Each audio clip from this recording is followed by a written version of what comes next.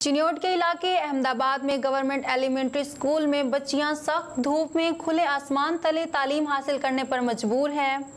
400 तलबा की तादाद वाले स्कूल में 3 कमरे और 1 वाशरूम बना हुआ है। इस हवाले से मजीद तफसीलात जानते हैं मोहम्मद अफजल रमाना की रिपोर्ट में।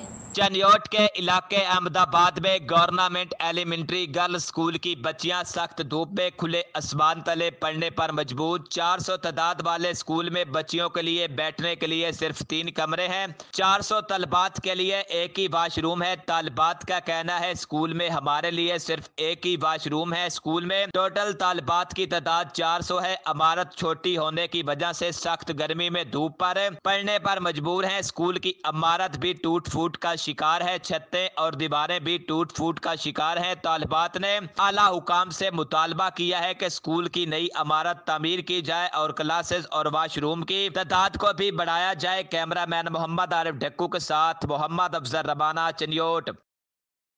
हालात और शोहर की सताई हुई 3 बच्चों की मां पुलिस गर्दी का शिकार हो गई। 62 मुल्जिमान के साथ मिलकर शुजाबाद के SHO ने अदालती हुक्म को हवा में उड़ा दिया, जिसकी वजह से मुतासरा खतून और उसके अहले खाना एहतजाज करने पर मजबूर हो गए। इस हवाले से हमें मजीद आगाह कर रहे हैं शेख अरशद। तहरीक इंसाफ की हुकूमत जब इक़्तिदार में आई तो उसने बहुत से बुलंद वादे किए। उनमें एक वादा पुलिस में इस्लाहात का भी था, लेकिन बदकिस्मती से 3-4 IG पंजाब चेंज करने के बावजूद पुलिस की तब्दीली ना आ सकी। और आज हम एक और ख़ातून के साथ मौजूद है जो पुलिस गर्दी का शिकार हुई है। जानते हैं इस खातून से इसके साथ क्या जुल्म हुआ और पुलिस ने इसके साथ ताउन किया या नहीं किया और क्यों नहीं किया, जानते हैं। क्या नाम है आपका जी? इमराना। क्या हुआ आपके साथ? मेरा नाम इमरान है। मेरे शोहर का नाम अतीक मेरे साथ मारपीट किया करते थे। मेरा सर फाड़ दिया, मेरे 16 टाके आए। और आपके साथ क्यों मारपीट किया करता था, क्या वजह? घर में लड़कियां लाता था और मेरे बच्चों की जेब में मंशात डालकर इसके भाई बिकवाया करते थे, बेचा करते थे। और फिर मैं मना करती तो फिर मार पीट किया करते थे। तो आप कह रहे हैं जो शोहर ने शादी की है, आपसे इजाज़त ली इसकी? नहीं। तो अब तो बड़ा एक अहम कानून आया हुआ ख़वातीन के हवाले से कि अगर कोई पहले शोहर बीवी से इजाज़त लिया बगैर शादी कर ले तो बड़ी सख्त सज़ाएँ। तो आप इस हवाले से कोई आपने कार्रवाई नहीं की? जी कार्रवाई की थी। फिर क्या हुआ उसका? कोई एक्शन नहीं लिया पुलिस वालों ने। अच्छा, थाने आप गई तो फिर क्या हुआ आपके साथ थाने में? चक्कर लगाते रहे, चक्कर लगाया करते थे रोज़, कोई एक्शन नहीं लिया SHO ने। उमर फारूक। थाना सिटी शुजाबाद की बात कर रहे हैं? थाना सिटी शुजाबाद, उमर फारूक SHO। तो उसके बाद फिर क्या किया आपने जब आपके मारपीट की, आपके सर में टाके वगैरह भी लगे? रेड की अदालत में। तो क्या हुआ उसके बाद? फिर उसके आर्डर हुए, उन्होंने कोई एक्शन नहीं लिया। फिर ये बिल्कुल जिस तरह आप खातून बता रही हैं कि इनका अदालत में रिट की, लेकिन उनके बाद भी इनकी पर्चा दर्ज नहीं हुआ। इसकी क्या वजह से? इस बात पर बात जानते हैं क्या वो जो लोग हैं जो मंशात फरोश भी हैं, इतने बासर हैं, क्या समझती हैं आप ये पर्चा आपका क्यों दर्ज नहीं किया पुलिस ने? वो पैसे लिए उन्होंने, उनके साथ मिला हुआ है SHO। तो आपने आला हुकाम से अपील नहीं की पुलिस के? अपील की थी, CPO को दरख्वास्त दी थी। तो उसका क्या हुआ? CPO साहब ने एक्शन नहीं लिया? नहीं, कोई एक्शन नहीं लिया। उन्होंने मार की थी, खुद सुना था आपको या किसी के मार फॉरवर्ड की दरख्वास्त? मैं खुद गई थी उनके पास, खुद सुना था उन्होंने। CPO साहब ने आपको खुद सुनकर किसी अपने मातहत अफसर को फॉरवर्ड की थी बात, या किसी खुद ही सुना था आपकी? खुद ही सुना था CPO ने। तो CPO साहब के अहकाम भी नहीं माने गए? नहीं। अब क्या कहती हैं आप आला हुकाम से अपील के हवाले से? हमें इंसाफ चाहिए। बिल्कुल, ये खातून जिस तरह आप देख रहे हैं इंतहाई नर्वस है, जिसकी बुनियादी वजह पुलिस गर्दी है। अगर पुलिस इस खातून के साथ दादरसी करती, इसकी हेल्प करती, अदालत के हुक्म के बावजूद इस पर FIR ना दर्ज करना किसी अलमे से कम नहीं है। खातून के भाई हमारे साथ मौजूद हैं, इनसे बात करते हैं और तफसील से जानते हैं क्या हुआ। क्या कहेंगे आप इस हवाले से?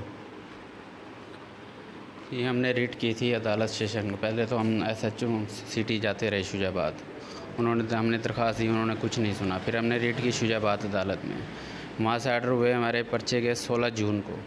ठीक है, उन्होंने कोई 16 जून को आर्डर हुए। तो आपके आर्डर हो गया अदालत से, आप उसके बाद थाने लेके गए थे आर्डर? हाँ जी, आर्डर SHO के पास, उमर फारूक SHO के पास गए, उन्होंने कोई सुनवाई नहीं की। हम बार बार चक्कर लगाते रहे उनके पास। यानी कि वो SHO इतना बाअसर हो गया कि उसने अदालत के हुक्म मानने से इनकार कर दिया? हाँ जी, उन्होंने हमारे ख़िलाफ़ उनसे दरख्वास्त रिट करवाई। किन से? मुखालफिन से हमारे। उनके आर्डर हुए हैं आज 30 जून को जी। आज ऑर्डर हुए हैं, 1 घंटे बाद उन्होंने हमारे खिलाफ़ FIR दे दी है। हमारी FIR अभी तक दर्ज नहीं हुई है। तो क्या समझते हैं आप, इसकी क्या बुनियादी वजह होगी? पैसे लिए होंगे SHO ने, उमर फारूक ने, और क्या होगा जी? इसके पैसों के ऊपर तो कोई चीज़ नहीं है ना जी।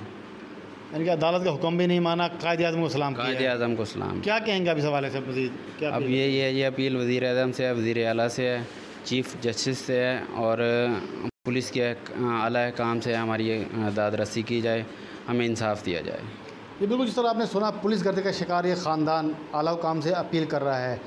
तहरीक इंसाफ हुकूमत ने एक बड़ा अहम इनिशिएटिव लेते हुए कि ख़वातीन बिल भी पास किया है, जिसकी रूह से किसी खातून की जब तक मर्ज़ी शामिल ना हो दूसरी शादी में, शोहर शादी नहीं कर सकता। अदालत के हुक्म को भी ना मानते हुए पुलिस गर्दी का शिकार या खातून पुलिस के आला काम से अपील करती है। जी, और आपको बताते चलें कि थाना सदर के इलाके 10 चक गुजरा में मां को अपने बेटे से अचार मांगना महंगा पड़ गया। बेटे ने मां, बहन और भाई को तशद्दुद का निशाना बना डाला। इस हवाले से मज़ीद तफसीलात जानते हैं मोहम्मद अफजल रमाना की रिपोर्ट में।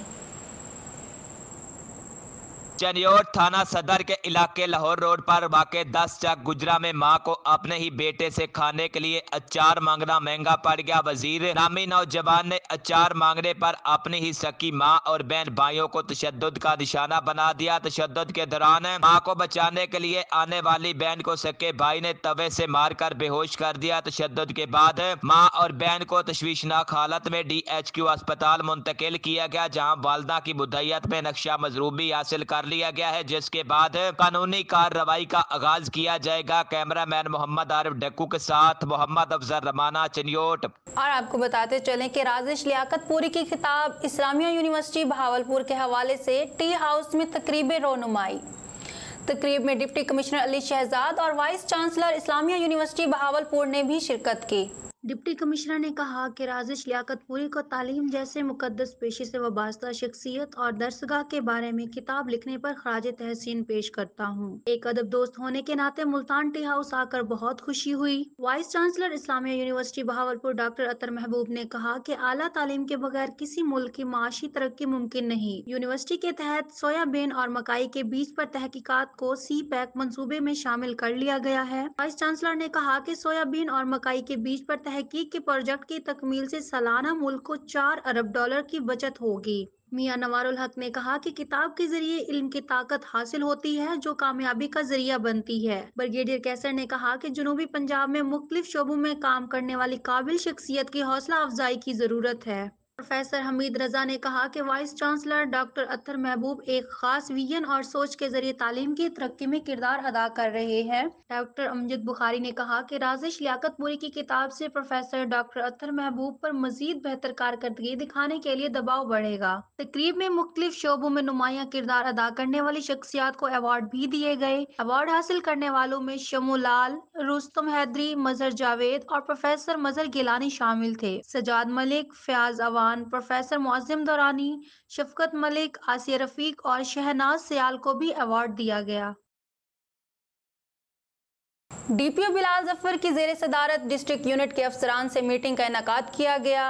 मीटिंग में SSP इन्वेस्टिगेशंस, DSP, SHO और दीगर अफसरान ने शिरकत की।